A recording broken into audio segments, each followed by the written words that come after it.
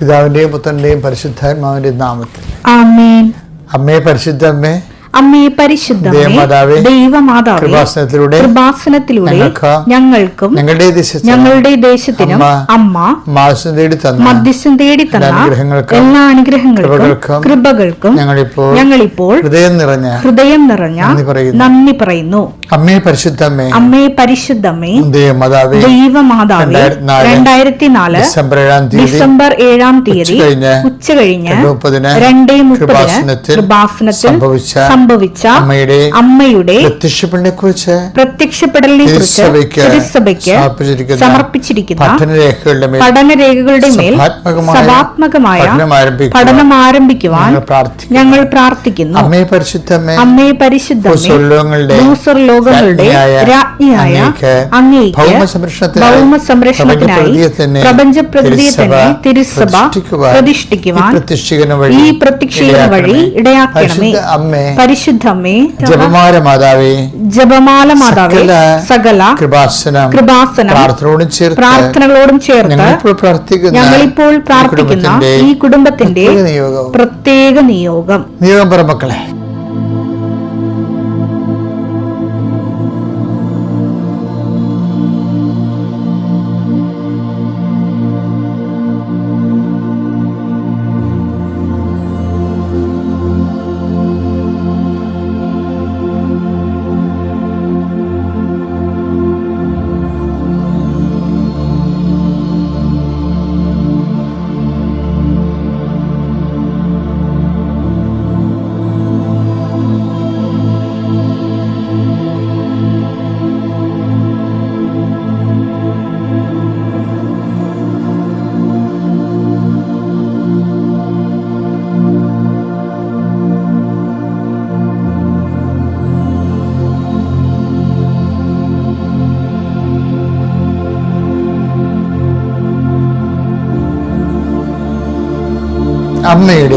അമ്മയുടെ പ്രത്യക്ഷീകരണത്തിന്റെ ഈ അനുഗ്രഹവേളയിൽ ഞങ്ങൾക്ക് സാധിച്ചു തരുവാൻ കനിയണമേ.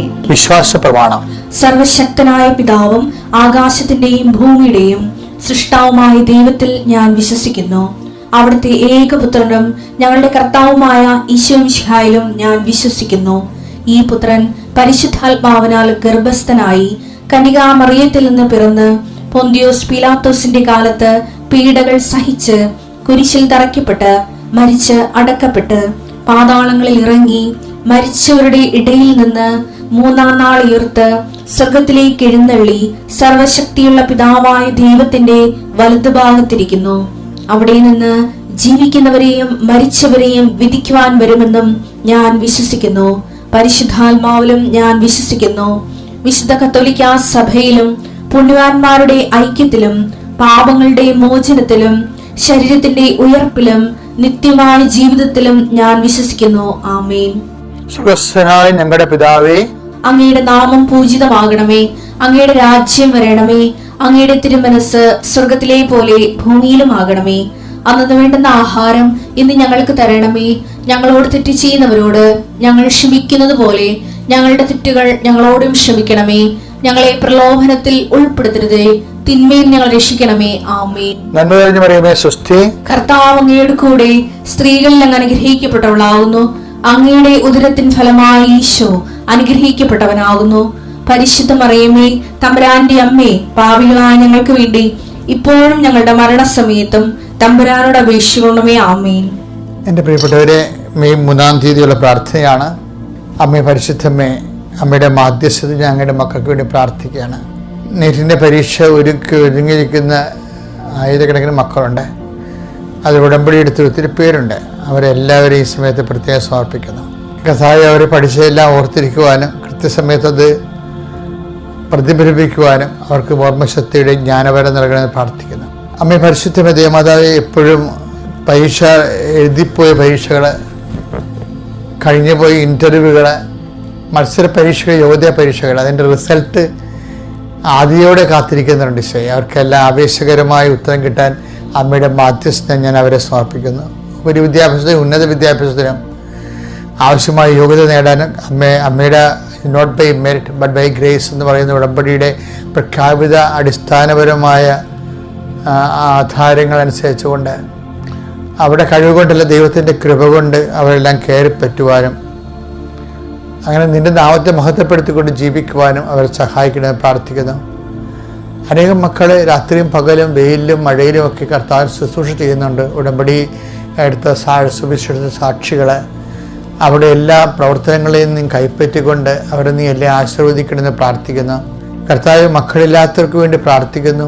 പല പല മരുന്നുകൾ കഴിച്ചതിന് ശേഷവും മക്കളില്ലാതെ തുടരുന്ന കാരണം ഇനിയും ഞങ്ങൾക്ക് മക്കളെ ഉണ്ടാവത്തില്ലാതിരിക്കുമോ എന്ന് ഓർത്തുകൊണ്ട് ആദ്യ കൊള്ളുന്ന മാതാപിതാക്കന്മാരെ ഈ ദിവസം നീ ആശീർവദിക്കണം പ്രാർത്ഥിക്കുന്നു. അവർ ഈ ആഴ്ചയിൽ ടെസ്റ്റ് ചെയ്യുമ്പോൾ പ്രഗ്നൻ്റ് ആയിരിക്കാൻ ഇടയാക്കണം പ്രാർത്ഥിക്കുന്നു. കർത്താവ് കടകമ്പോളം നടക്കുന്നവർ, ബിസിനസ് നടത്തുന്നവർ, അതിൽ ബിസിനസ്സിന് മാന്യമുള്ളവർ, കസ്റ്റമേഴ്സ് കുറഞ്ഞു പോയവർ, അവരുടെ ഉൽപ്പന്നങ്ങൾക്ക് ഡിമാൻഡില്ലാത്ത രീതിയിലുള്ള വ്യാപാരങ്ങൾ, വ്യവസായങ്ങൾ, അവരുമുള്ള വിഷമം അനുഭവിക്കുന്നവർ, അതിൻ്റെ പേരും ജപ്തി നടപടി നേരിടുന്നവർ, അതുപോലെ സാമ്പത്തികമേറെ ജീവിക്കാൻ മാർഗം കണ്ടുപിടിക്കാൻ എന്ത് ചെയ്യുമെന്നറിയാതെ ഉഴലുന്നവർ എല്ലാവരും ഈ പ്രഭാതത്തിലെ ഞാൻ അർപ്പിച്ച 39 വർഷം ഞാൻ അർപ്പിച്ച കുർബാനയുടെ യോഗ്യതയാൽ കൃപാസന അൾത്താറെ ജീവനോടെ പ്രത്യക്ഷപ്പെട്ട പരിശുദ്ധാമ്മയുടെ മാധ്യസ്ഥത ഞാൻ ആശീർവദിക്കുന്നു.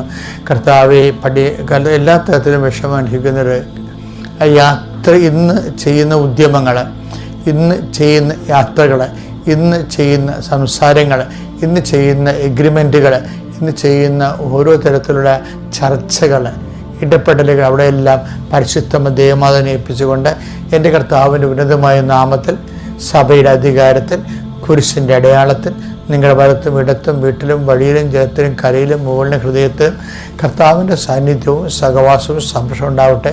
നീ രാത്രി കർത്താവിന് മടങ്ങിയെത്തുന്നവരെ, അല്ലെങ്കിൽ നിൻ്റെ യാത്ര എപ്പോഴാണ് അവസാനിക്കുന്നത് അവിടെ നീ എത്തുന്ന നിൻ്റെ ഡെസ്റ്റിനേഷൻ വരെ കർത്താവിൻ്റെ ചൈതന്യം നിറഞ്ഞു നിൽക്കട്ടെ. നിൻ്റെ ആശങ്ക സമയത്തും അസ്വസ്ഥങ്ങളുടെ സമയത്തും ആത്മധൈര്യമായ ആത്മാവിൻ്റെ അഭിഷേകം ലഭിക്കട്ടെ. നിത്യപിതാപുത്രനും പരിശുദ്ധാത്മാസുരേശ്വരൻ നീക്കുവാമേ. എൻ്റെ മക്കളെ, ഉടമ്പടി എടുത്തവരോട് അച്ഛനെ പറയാനുള്ള ഒരു രഹസ്യമായ ഒരു ആശ്വാസം എന്ന് പറയണത്, നമ്മളെപ്പോഴും ശ്രദ്ധിക്കേണ്ട ഒരു കാര്യം, നമ്മൾ ഒരിക്കലും ഉടമ്പടി എടുത്ത് നമ്മുടെ നിയോഗങ്ങൾ പരിശുദ്ധ അമ്മയ്ക്ക് വാഗ്ദാന പേടകത്തിൽ നിക്ഷേപിച്ച് കഴിഞ്ഞാൽ നിങ്ങൾ ഫ്രീ ആകണം. നമ്മളത് എന്തുകൊണ്ടാണ് അങ്ങനെ ചെയ്യണത്? നിങ്ങളുടെ ഭാരങ്ങൾ കർത്താവിനെ ഏൽപ്പിക്കുകയും. Take the word of God. 1 Petrus 5:6.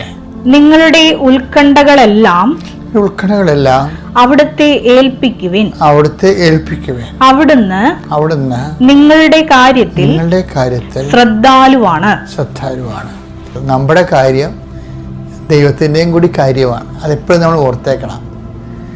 അതുകൊണ്ടാണ് നല്ല സമരക്കാരൻ്റെ കഥ പറയുമ്പോൾ കർത്താവ് പറയണില്ലേ, എന്തെങ്കിലും കൂടുതൽ ചിലവാകണമെങ്കിൽ ഇവൻ്റെ കാര്യത്തിൽ ശ്രദ്ധയുണ്ടാകണം. Take the word of God. ലുക്കാ 10:35. അടുത്ത ദിവസം അവൻ സത്രം സൂക്ഷിപ്പുകാരന്റെ കയ്യിൽ 2 ദനാറ കൊടുത്തിട്ട് പറഞ്ഞു, ഇവന്റെ കാര്യം നോക്കിക്കൊള്ളണം. കൂടുതലായി എന്തെങ്കിലും ചെലവാകുന്നെങ്കിൽ ഞാൻ തിരിച്ചു വരുമ്പോൾ തന്നുകൊള്ളാം. അപ്പം ദൈവം നമ്മുടെ ദൈനംദിന കാര്യങ്ങളില്ലേ, അത് ദൈവത്തെ സംബന്ധിച്ചിടത്തോളം ഭയങ്കര സീരിയസാണ്. പരിശുദ്ധമ്മയും ചെയ്യണത് അതാണ്. ആ കാനായിലെ കല്യാണ കുടുംബത്തിലെ ആ കുടുംബത്തിൻ്റെ ഒരു കാര്യമുണ്ട്. എന്താണ്? അവർക്ക് വീഞ്ഞില്ല. Take the word of God. യോഹന്നാന്റെ സുവിശേഷം 2:3. അവിടെ വീഞ്ഞു തീർന്നു പോയപ്പോൾ യേശുവിന്റെ അമ്മ അവനോട് പറഞ്ഞു അവർക്ക് വീഞ്ഞില്ല. അപ്പൊ എന്താ സംഭവിച്ചു കഴിഞ്ഞാല്, ഈ നിങ്ങളുടെ ഉത്കണ്ഠകൾ കർത്താവിനെ ഏൽപ്പിക്കുവിൻ എന്ന് പറഞ്ഞില്ലേ. അപ്പം അതിൻ്റെ അകത്ത് ഒരു കാര്യമാണ്, നിങ്ങളുടെ കാര്യത്തിൽ കർത്താവ് ശ്രദ്ധാലുവാണ്. അതുപോലെ തന്നെ ലൂക്കാ 10:30 ഞാൻ വായിച്ചത്, നല്ല സമരിയക്കാരൻ ആ വഴിവെക്കൽ കള്ളന്മാരാൽ അകപ്പെട്ട് ഉള്ളതെല്ലാം നഷ്ടപ്പെട്ട് വഴിവെക്കി കിടക്കുന്ന ആൾക്കാരില്ലേ. എനിക്ക് അവരെ കാണുമ്പോൾ ഇപ്പോൾ ഈ വിസ തട്ടിപ്പ് കൊണ്ട് ആൾക്കാരെ എന്തുമാത്രം പേര് 2 ലക്ഷം രൂപ 3 ലക്ഷം രൂപ ഏജൻസി കൊടുത്തിട്ട് അവസാനം കേസിലൊക്കെ പെട്ടിരിക്കുന്ന ആൾക്കാരില്ലേ, അത് തന്നെയാണ് വിഷയം. അപ്പോൾ നിങ്ങളോർക്കും വിസ തട്ടിപ്പിനെ കുറിച്ചൊന്നും പറഞ്ഞിട്ടില്ല ബൈബിള്. അങ്ങനെയല്ല, തട്ടിപ്പിൽ പെട്ട് ഉള്ളത് മുഴുവൻ നഷ്ടപ്പെട്ട ആൾക്കാരില്ലേ, എന്തുമാത്രം പേരുണ്ടാവും. അപ്പോൾ അന്നത്തെ കാലത്ത് അന്നത്തെ രീതിയിൽ, ഇന്നത്തെ കാലത്ത് ഇന്നത്തെ രീതിയിൽ. അപ്പോഴും നീ അങ്ങനെ തട്ടിപ്പ് പെട്ടിട്ടുണ്ടെങ്കിൽ ഏത് തരത്തിൽ വഞ്ചന, ഇപ്പം കൂട്ടുകച്ചവടം ചെയ്തിട്ട് ഒരുത്തൻ പെട്ടെന്ന് പിരിഞ്ഞു പോകും. അപ്പം അവന് കൊടുക്കാനുള്ള എല്ലാം നമുക്ക് കൊടുക്കേണ്ടി വരും. ഇവൻ ലാഭമില്ലാത്ത ബിസിനസ് ആയതുകൊണ്ട് നഷ്ടം അവന് ഏക്കത്തുമില്ല. അപ്പം അങ്ങനെ വരുമ്പോൾ നമ്മുടെ കയ്യിൽ നിന്ന് നഷ്ടമല്ല വരും. അപ്പം വഞ്ചനയാണ് ശരിക്കും പറഞ്ഞാൽ അത്. അപ്പോൾ ഇങ്ങനെയുള്ളവർക്ക് എല്ലാം ഒരു കാര്യമുണ്ട്, വഞ്ചിക്കപ്പെട്ടതിൻ്റെ അവസ്ഥ. അതാണ് അവൻ്റെ കാര്യത്തിൽ. ആ നല്ല സമരക്കാരൻ്റെ കഥയിൽ ഇതുപോലെ വഴിയാത്രക്കാരായി വഞ്ചിക്കപ്പെട്ട ആളാണ്. അപ്പോൾ കർത്താവ് എന്താ പറയുന്നത്, അങ്ങനെ വഞ്ചിക്കപ്പെട്ടാലും ചില സമയത്ത് അങ്ങനെ സംഭവിക്കാൻ ജീവിതത്തിൽ പറ്റിപ്പിൽ പെടും. പക്ഷേ ആ പറ്റിപ്പിൽ പെടുന്നവന് കർത്താവിൻ്റെ മനസ്സിലൊരു സ്ഥാനമുണ്ട്. എന്താണ്? ഇവൻ്റെ കാര്യത്തിൽ ശ്രദ്ധയുണ്ടാകണം. അത് ദൈവത്തിൻ്റെ പ്രഖ്യാപിതമായ ജനറൽ പോളിസിയാണ്.